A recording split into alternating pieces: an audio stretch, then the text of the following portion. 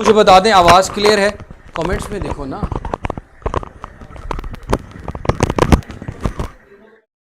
जी अब ठीक है, क्लियर है। चलें, जज़ाकल्लाह मेरा पुत्र। अब आ जाते हैं हम अपने टॉपिक के ऊपर। यार टॉपिक बहुत बहुत बहुत ही आसान है, लेकिन मेरी जान इसको समझने के लिए सिर्फ और सिर्फ आपको कंसंट्रेट करना है। टॉपिक का नाम है, इसकी डेरिवेशन है, तो जहरी सी बात है एक एक स्टेप पे आपको कंसंट्रेट करना होगा। इलेक्ट्रिक पोटेंशियल, किसी एक चार्ज की वजह से इलेक्ट्रिक पोटेंशियल V की वैल्यू कैलकुलेट करना चाह रहे हैं। Electric potential due to a point charge. Very very very important long question मेरी जान। तो मेरे बच्चे, सबसे पहले मैं यहां पे एक पॉजिटिव चार्ज ले लेता हूं, एक चार्ज ले लेता हूं। स्टेप बाय स्टेप देखिएगा जनाब। पॉजिटिव चार्ज ले लिया, सबसे पहले मैंने एक चार्ज ले लिया। अब हजारों इलेक्ट्रिक फील्ड लाइंस इसमें से गुजर रही हैं, इनफिनिट इलेक्ट्रिक फील्ड लाइंस है। मैं कोई सी चार ले लेता हूं, सिर्फ ये रिप्रेजेंट करने के लिए कि चारों डायरेक्शन में इसका इलेक्ट्रिक फील्ड मौजूद है। ठीक है जनाब। उसके बाद मेरा बेटा, मैं 3 पॉइंट्स ले लेता हूं, पॉइंट ए, पॉइंट बी, और दरमियान में इनका कोई मिड पॉइंट ले लेते हैं। पॉइंट ए, पॉइंट बी, और एक हमने ले लिया मेरा बेटा mid point. Point A, point B, और एक हमने ले लिया मेरा बेटा इनका मिड पॉइंट। अब मेरे बच्चे, यहां पे ये चीज याद रखना, ये 2 पॉइंट एक दूसरे के इतने करीब हैं, ये 2 पॉइंट्स एक दूसरे के इतने करीब हैं कि इनके दरमियान जो इलेक्ट्रिक फील्ड है वो सेम है।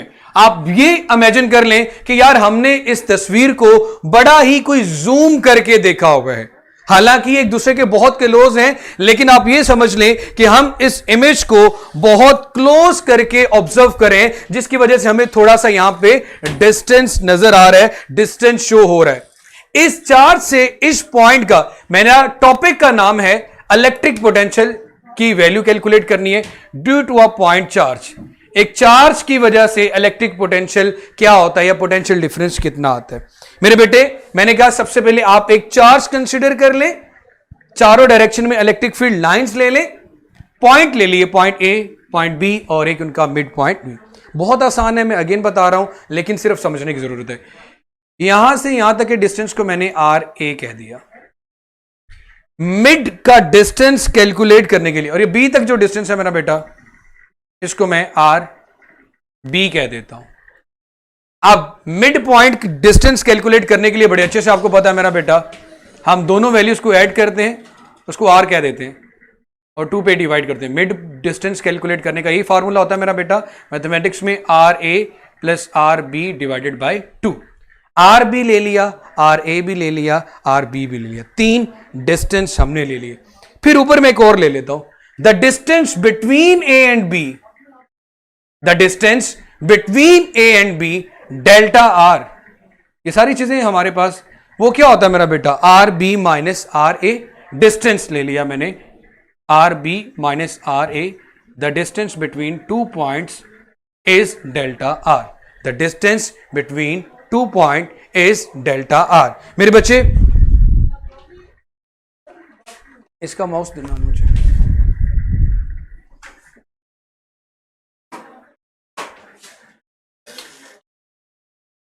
यहां तक मेरे शहजादे मुझे बता दो कि क्लियर है। एक पॉइंट चार्ज और डिस्टेंस ले लिए, यहां तक क्लियर है। तो मैं साथ ही नेक्स्ट मूव करता हूं और अपना टॉपिक स्टेप स्टार्ट करते हैं। जी मेरी जान, यहां तक क्लियर है मेरा बेटा? आपके कमेंट्स का मैं वेट कर रहा हूं। यहां तक क्लियर है तो मैं नेक्स्ट मूव करूं।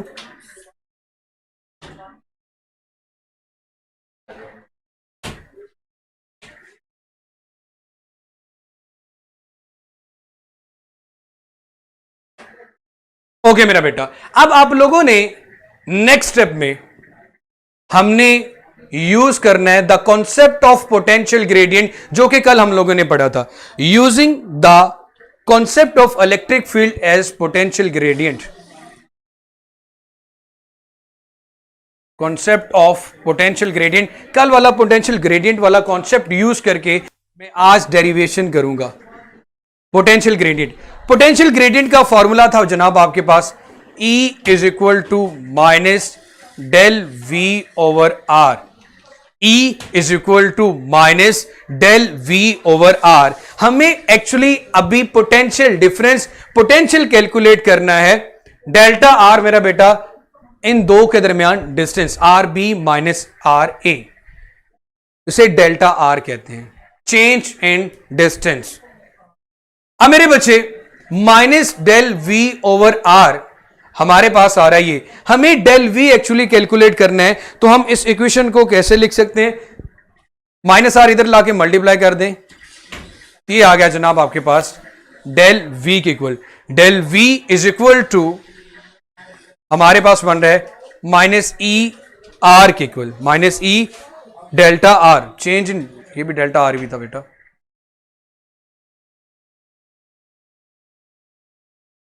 अब का जो पॉइंट है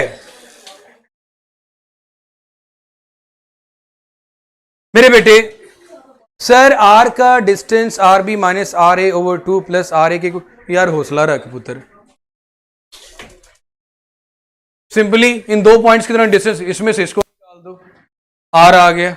मिड का डिस्टेंस, मिड पॉइंट, मिड और चीज होती है, डिस्टेंस दरमियान में कोई और चीज होती है। इसका मिड पॉइंट निकालने के लिए दोनों को ऐड करके 2 पे डिवाइड कर दिया। प्लीज यार बिला जो बनता है वो क्वेश्चन करो यार।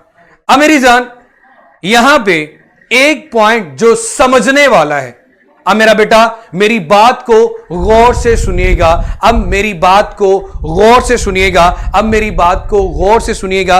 अभी जो पॉइंट बताने जा रहा हूं वो बहुत बहुत बहुत इंपॉर्टेंट कॉन्सेप्ट है, वो बहुत बहुत बहुत इंपॉर्टेंट कॉन्सेप्ट है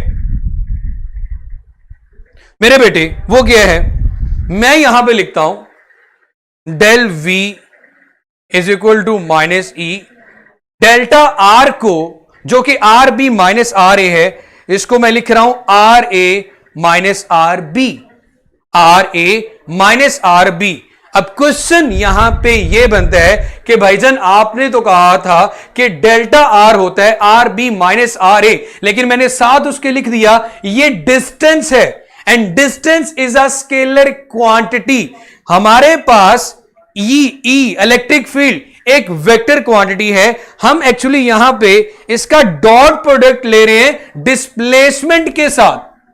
किसके साथ ले रहे हैं मेरा बेटा, डिस्प्लेसमेंट के साथ। डिस्प्लेसमेंट क्या होता है, final position minus initial position. हमारे पास फाइनल पोजीशन क्या आ रही है, आर ए माइनस इनिशियल क्या, आर बी। हमने पॉइंट चार्ज को बी से ए तक लेके आना है, तो डिस्प्लेसमेंट हमारे पास फिर क्या बनता है, आर बी माइनस आर ए।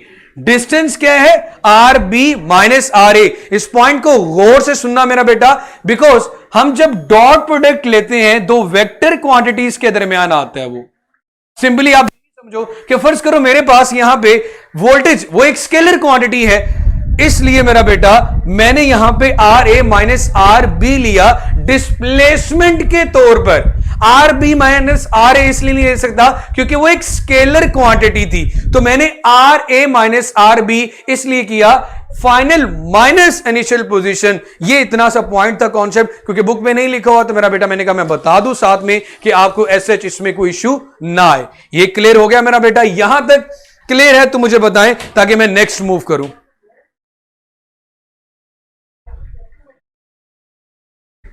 यहां तक मेरा बेटा क्लियर है तो मुझे बता दें, फिर मैं नेक्स्ट मूव करता हूं। Del V is equal to minus E into R A minus R B. मेरे बेटा आपके कमेंट का, जी मेरा बेटा मैं फिजिक्स का सिलेबस बता दूंगा, परेशान ना हो। यहां तक मेरी जान मुझे कमेंट करके काइंडली बता दें कि क्लियर है या नहीं है।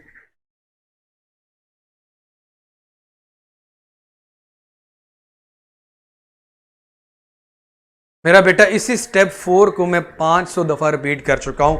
R A minus R B, R A minus R B इसलिए लिया है कि मुझे डिस्प्लेसमेंट चाहिए।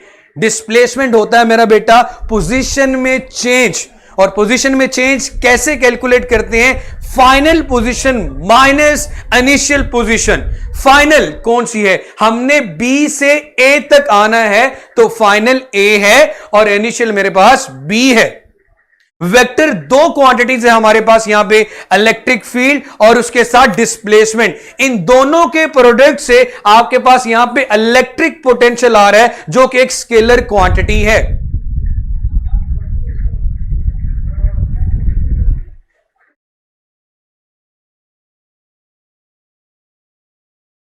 डिस्टेंस मेरा बेटा पाथ ऑफ द लेंथ होती है। मेरे बेटे हमने चार्ज को यहां से उठा के यहां तक लेके आना है, किसी भी जगह से चार्ज को उठा के, क्योंकि हमने अपना इलेक्ट्रिक पोटेंशियल पॉइंट ए पे कैलकुलेट करना है। तो किसी और दूसरी पोजीशन जिसको हमने बी का नाम दिया उसको ए तक लेके आना है, बी का नाम दिया उसको ए तक लेके आना है। इसका मतलब हुआ कि हमारी जो फाइनल डेस्टिनेशन है वो ए है। चले मेरा बेटा, यहां तक क्लियर हो गया। अब मेरे बच्चे हमने ई का फॉर्मूला पढ़ा हुआ है, इलेक्ट्रिक पोटेंशियल, इलेक्ट्रिक फील्ड का ई अभी हम मेरा बेटा पढ़ के आए हुए हैं। ई किस इक्वल होता है मेरे बच्चे? E is equal to, now further derivation, 1/4 pi epsilon naught Q over R square, 1/4 pi epsilon naught Q over R square, E is equal to 1/4 pi. और डेल्टा आर क्या होता है मेरा बेटा? डेल्टा आर हमारे पास मेरा बेटा R A minus R B है, R A minus R B है। अब मेरा बेटा इक्वेशन में हमने वैल्यूज तो पुट करनी है ई की। ये जो इक्वेशन बन रही है इसको ए का नाम दे रहा हूं मेरा बेटा। इस इक्वेशन नंबर ए में ई की वैल्यू पुट करनी है या डेल्टा आर की वैल्यू पुट करनी है। इलेक्ट्रिक फील्ड वेक्टर क्वांटिटी है मेरा बेटा, अगर उसकी डायरेक्शन पॉजिटिव टू नेगेटिव होती है, मेरा पुत्र क्या पढ़ा था हम लोगों ने? Force per unit charge. क्या अभी आपको यही नहीं पता चला कि पॉजिटिव टू नेगेटिव जा रही है तो डायरेक्शन है उसमें, इसलिए वेक्टर क्वांटिटी है। ओह माय गॉड, नमूनो यहां तक मेरा बेटा। अब मेरे बच्चे अगला फिर एक पॉइंट है जो कि समझना आपके लिए, जो समझना आपके लिए बहुत इंपॉर्टेंट है, जो समझना आपके लिए बहुत इंपॉर्टेंट है। क्योंकि हमने कहा, इस पॉइंट को जरा गौर से सुन लेना, मैं उस तरफ इसको एक्सप्लेन करने जा रहा हूं मेरा बेटा। मैथमेटिक्स में दो तरह के मीन है, आप लोगों ने पढ़े हुए। अगर आपके पास, हमारी बुक में भी ये लिखा हुआ है अप्रोक्सीमेशन, तकरीबन, अगर आपके पास A and B is so close, इतने एक दूसरे के करीब हैं, इतने करीब हैं कि उनका अर्थमेटिक मीन और ज्योमेट्रिक मीन, अर्थमेटिक मीन और ज्योमेट्रिक मीन दोनों आपस में इक्वल आता है। अर्थमेटिक मीन और ज्योमेट्रिक मीन दोनों आपस में इक्वल आता है। अरिथमेटिक मीन और ज्योमेट्रिक मीन दोनों आपस में इक्वल आता है। अब इस बात का मतलब क्या बनता है, इस पॉइंट को जरा गौर से सुनिएगा। मेरे पास 3 नंबर हैं, 3, 6, 12। ए बी इतने क्लोज हैं, ए बी क्लोज इसलिए रख रहे हैं क्योंकि हमें कांस्टेंट फोर्स चाहिए। इतने क्लोज हैं कि मैथमेटिक्स में जब उनका अरिथमेटिक मीन और ज्योमेट्रिक मीन निकाला जाए वो इक्वल आता है। क्योंकि मेरा बेटा देखो, फार्मूले में आर स्क्वायर है, मैं एक्चुअली आर का कोई रिजल्ट लाना चाह रहा हूं, इसलिए ये बात लिख रहा हूं मेरा बेटा। जब अरिथमेटिक मीन और ज्योमेट्रिक मीन दोनों आपस में इक्वल हैं तो इस बात का यहां पे मतलब क्या बनता है? भाई आप 6 की 3 के साथ रेशियो लो या 12 की 6 के साथ रेशो लो, इस दूसरे नंबर की पहले के साथ या तीसरे की दूसरे के साथ रेशो लें तो आंसर आपके पास बिल्कुल सेम आ रहा होगा। यहां पे हम लोगों ने क्या करना है मेरा बेटा, ध्यान से सुनिएगा। सेकंड पॉइंट हमारे पास आर है, फर्स्ट पॉइंट हमारे पास आर ए है और थर्ड पॉइंट हमारे पास आर बी है। ये थर्ड है। हमने क्या करना है, जैसे कि सेकंड को पहले पे डिवाइड किया, सेकंड मेरे पास आर है, उसको पहले पे डिवाइड करूंगा R A will be equal to, third को आप दूसरे पे डिवाइड करें, थर्ड क्या है मेरे पास आर बी, और इसको दूसरे पे डिवाइड करें, इन दोनों का आंसर बिल्कुल सेम आता है। मैंने ये पॉइंट यहां से लिया कि जब ए और B are very close to each other तो मेरा बेटा arithmetic mean will be equal to geometric mean. मैंने 3 पॉइंट्स तरतीब में लिए, आर ए, आर और आर बी। मैंने आपको 3 नंबर्स मैथमेटिक्स में एक हवाला देके बता दिया कि 3 नंबर 3, 6, 12 एक सीक्वेंस सीरीज गिवन है। अगर आप 6 के 3 के साथ रेशो लो या 12 की 6 के साथ रेशो लो, दोनों आपस में आंसर बिल्कुल क्या आएगा, सेम आएगा। जो लोग मैथमेटिक्स में पढ़ते हैं, मेरा बेटा आपके पास सीक्वेंस एंड सीरीज वाला चैप्टर आएगा तो आपको क्लियर हो जाएगा। अब मेरे बच्चे चैप्टर 6 होगा मैथमेटिक्स का। मैंने क्या किया, दूसरे नंबर को पहले पे डिवाइड किया, यहां पे आर दूसरा था, पहला क्या था आर ए, इसके साथ डिवाइड किया। इसका answer must be equal to कि तीसरे को आप किस पे डिवाइड करें, दूसरे पे, आर बी ओवर आर। तो इस लिहाज से अगर मैं यहां पे देखना चाहूं, ये 2 नंबर आपस में मल्टीप्लाई हो रहे हैं, ये 2 आपस में क्रॉस मल्टीप्लीकेशन से आर स्क्वायर मेरे पास आ रहा है आर ए और आर बी के इक्वल। आर स्क्वेयर किसके इक्वल आ रहा है मेरे पास मेरा बेटा, R A over R B के इक्वल। आर स्क्वेयर किसके इक्वल आ रहा है मेरे पास मेरा बेटा, आर स्क्वेयर किसके इक्वल आ रहा है, R A over R B के इक्वल। यहां तक क्लियर हो गया। मुझे इस आर स्क्वेयर की वैल्यू मिल गई। यहां तक मेरे बच्चे मैं दोबारा से एक्सप्लेन करता हूं।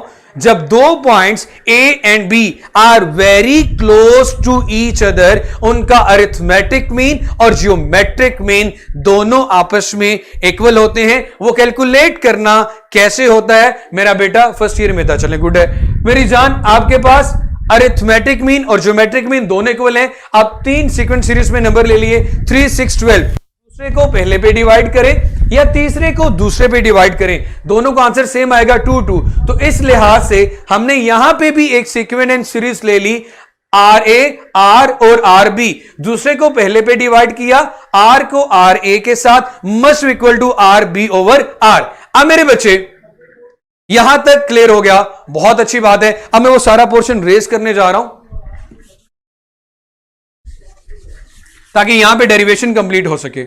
आर स्क्वेयर की वैल्यू मेरे पास आ गई R A over R B. अब मेरे बच्चे हम अपने फॉर्मूला में इस इक्वेशन में आ जाते हैं। Delta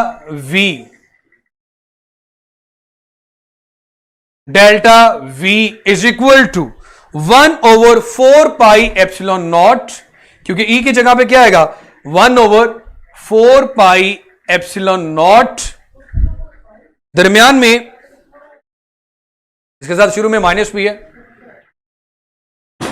Q over R square. अब आर स्क्वेयर की वैल्यू मैंने निकाली है आर ए आर बी, तो यहां पे लिख देता हूं R A R B into R A minus R B. साथ क्या लिखा हुआ था इसके, R A minus R B. E की पूरी वैल्यू उठा के यहां पे लिख दी, आर स्क्वेयर की जगह पे मैंने आर ए आर बी लिख दिया। साथ ऊपर आ रहा है R A minus R B, R A minus R B. अब मेरा बेटा इसको मजीद सिंप्लीफाई करते हैं, delta V is equal to, अब मेरे बच्चे यहां पे इसको मजीद सिंप्लीफाई करने के लिए मैं ये माइनस का साइन खत्म करना चाह रहा हूं, तो माइनस को मैं अंदर जाके मल्टीप्लाई कर देता हूं। यहां से अगर ये माइनस का साइन खत्म करना है तो इस माइनस को मैं इस नंबर के साथ अंदर मल्टीप्लाई कर देता हूं, तो ये बन जाएगा 1 over 4 pi epsilon naught Q over R A R B.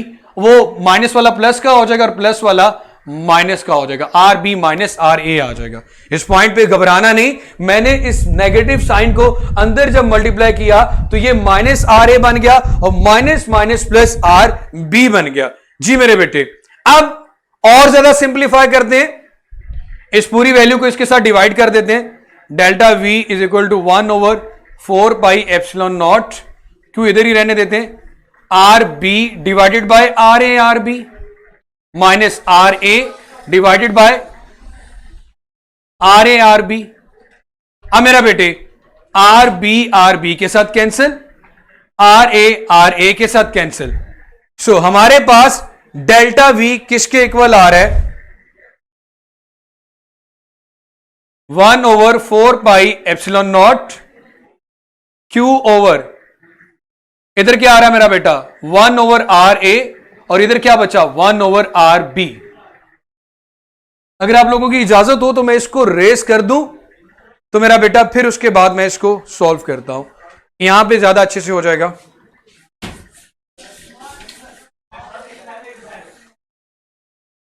Del we आया 1/4πε0 Q into 1/RA minus 1/RB। यहां तक मेरा बेटा हम लोग पहुंच गए।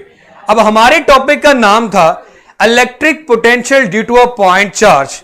डेल वी, वैसे भी हमें ए पे देखना है, V A minus V B is equal to 1/4πε0 Q into 1/RA minus 1/RB। ये तो दो पॉइंट्स पे बता रहा है, मुझे किसी एक पॉइंट पे पोटेंशियल डिफरेंस कैलकुलेट करना है। तो मैंने आपको ये चीज इलेक्ट्रिक पोटेंशियल में बताई थी लास्ट पॉइंट। ये लास्ट पॉइंट के बाद टॉपिक खत्म। मेरा बेटा वो लास्ट पॉइंट ये है कि जिस पॉइंट को आप रेफरेंस मानते हो उसको आप इन्फिनिटी पे ले जाओ, वो कोई भी पॉइंट हो सकता है। मैं ये कह सकता हूं कि जी आर बी एट इंफिनिटी, जहां पे पोटेंशियल क्या हो, जीरो हो। आर बी को मैंने कंसिडर कर लिया एट इंफिनिटी, जहां पे पोटेंशियल क्या होगा, जीरो होगा। आर बी को, दूसरा जो पॉइंट जहां से आप चार्ज को उठा के ए तक लेके आ रहे हो, जीरो से उठा के ए तक लेके आ रहे हो, तो मेरा बेटा यहां पे जीरो या बी का जो पॉइंट है, ये सिंपली आपके पास एक पॉइंट पे, पॉइंट ए पे पोटेंशियल आ जाएगा, V A minus 0 1/4πε0 Q into 1/RA minus 1/इंफिनिटी। समथिंग ओवर इंफिनिटी हमेशा, जी मेरा बेटा, समथिंग ओवर इंफिनिटी हमेशा जीरो होता है। तो हमारे पास फाइनली फॉर्मूला बनेगा 1/4πε0 Q/R which is equal to electric potential. में ए भी अगर साथ खत्म कर दूं तो ये हमारे पास फाइनल रिजल्ट आ गया, जो कि पेज नंबर मेरा बेटा आपको मिल जाएगा 18 पे।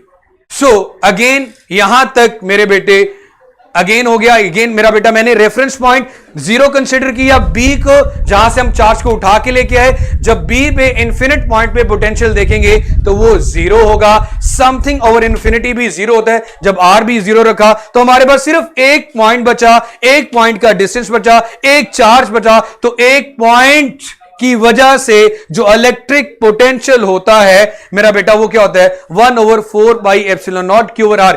महक बेटे, जब हम इलेक्ट्रिक पोटेंशियल देखते हैं तो दो लेवल्स के दरमियान, एक को हम जीरो कंसीडर करते हैं और एक जिसपे आपने पोटेंशियल हाई मेजर करना है। तो मैंने जिस पॉइंट बी को जीरो कंसीडर किया, इंफिनिटी पे कंसीडर किया कि यहां पे पोटेंशियल की वैल्यू जीरो है, इंफिनिटी पे पोटेंशियल की वैल्यू जीरो है, हमने ए पे कैलकुलेट करना है। तो जीरो से और चार्ज को लेके ए की तरफ लेके आए थे।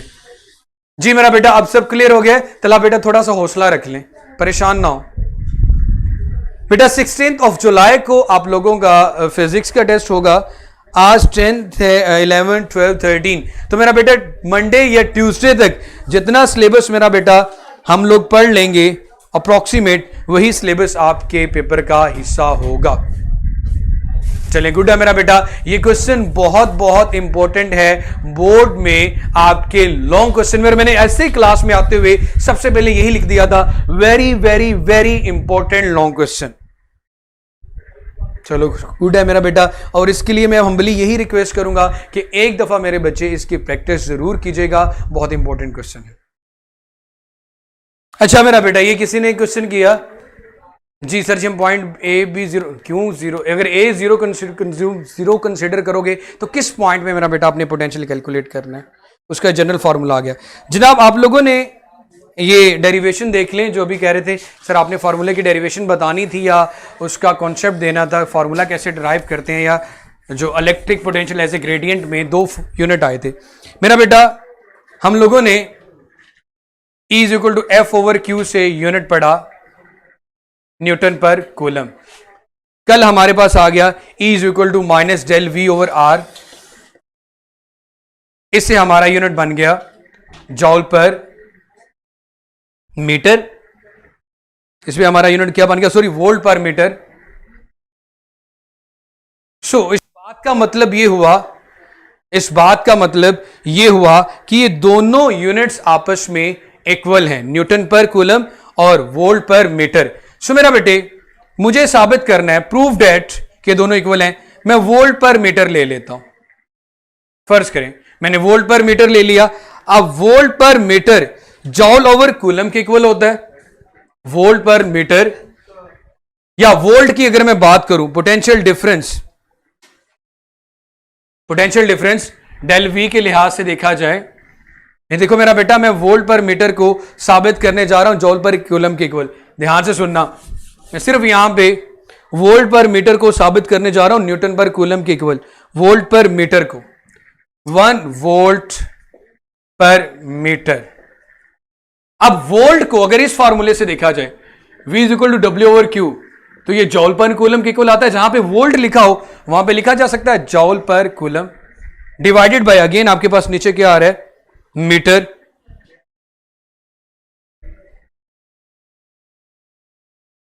कूलम को नीचे शिफ्ट कर देते हैं, कूलम इंटू मीटर, और ऊपर आ रहा है जॉल। अब मेरा बेटा जॉल वर्क के लिहाज से देखा जाए, वर्क का फॉर्मूला क्या होता है, F dot D. Newton metre और जॉल दोनों आपस में बराबर होते हैं, न्यूटन मीटर और जॉल दोनों आपस में बराबर होते हैं। सो जॉल की जगह पे मैंने लिख दिया न्यूटन मीटर, और नीचे क्या लिख दिया, कूलम मीटर, CM लिख देता हूं शॉर्ट फॉर्म में।